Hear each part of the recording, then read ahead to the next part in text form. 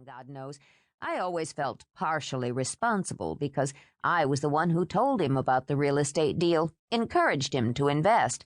I didn't know he'd already lost most of his capital in a couple of deals that went sour. He would have put the money back.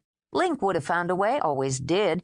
He was always a little resentful that his cousin rode so high, while he barely scraped by. And the man, God, she couldn't remember his name, couldn't remember anything but the words, smiled at her. The whole time he was speaking, making excuses, adding his own explanations to the facts, she simply sat, nodding. This stranger who'd known her father was destroying her very foundations. He had a sore spot where Tommy Templeton was concerned. Funny when you think it turned out that he was the one to raise you after it all. But Link never meant any harm, Katie. He was just reckless. Never had a chance to prove himself, and that's the real crime, if you ask me. The real crime, Kate thought, as her stomach churned and knotted. He had stolen because he was desperate for money and took the easy way out. Because he was a thief, she thought now, a cheat, and he had cheated the justice system by hitting an icy patch of road and crashing his car, killing himself and his wife and leaving his daughter an orphan. So fate had given her as a father the very man her own father had been so envious of. Through his death she had, in essence, become a Templeton. Had it been deliberate, she wondered? Had he been so desperate, so reckless, so angry, that he'd chosen death? She could barely remember him. A thin, pale, nervous man with a quick temper. A man with big plans, she thought now. A man who had spun those plans out into delightful fantasies for his child. Visions of big houses, fine cars, fun-filled trips to Disney World.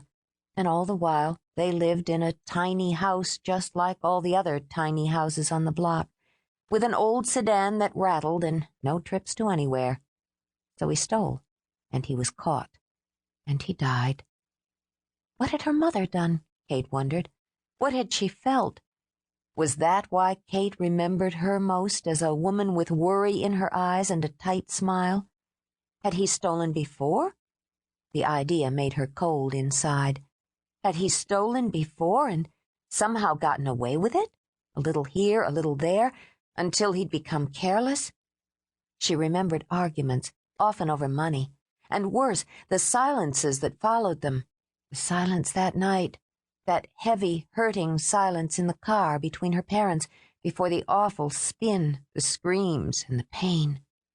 Shuddering, she closed her eyes, clenched her fists tight, and fought back the drumming headache.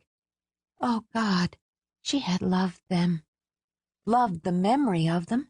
Couldn't bear to have it smeared and spoiled, and couldn't face, she realized with horrid shame, being the daughter of a cheat. She wouldn't believe it. Not yet. She took slow breaths and turned to her computer.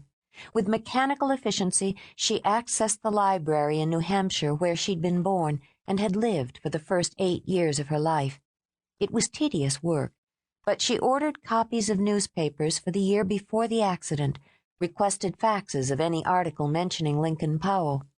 While she waited, she contacted the lawyer back east who had handled the disposition of her parents' estate. She was a creature comfortable with technology. Within an hour, she had everything she needed. She could read the details in black and white, details that confirmed the facts the lawyers had given her. The accusations, the criminal charges, the scandal. A scandal, she realized, that had earned print space because of Lincoln Powell's family connection to the Templetons, and the missing funds replaced in full after her parents were buried. Replaced, Kate was certain, by the people who had raised her as one of their own. The Templetons, she thought, who had been drawn into the ugliness, had quietly taken the responsibility and the child, and always had protected the child. There in her quiet office, alone, she laid her head on the desk and wept, and wept. And when the weeping was done, she shook out pills for the headache, more for the burning in her stomach. When she gathered her briefcase to leave, she told herself she would bury it, just bury it, as she had buried her parents. It could not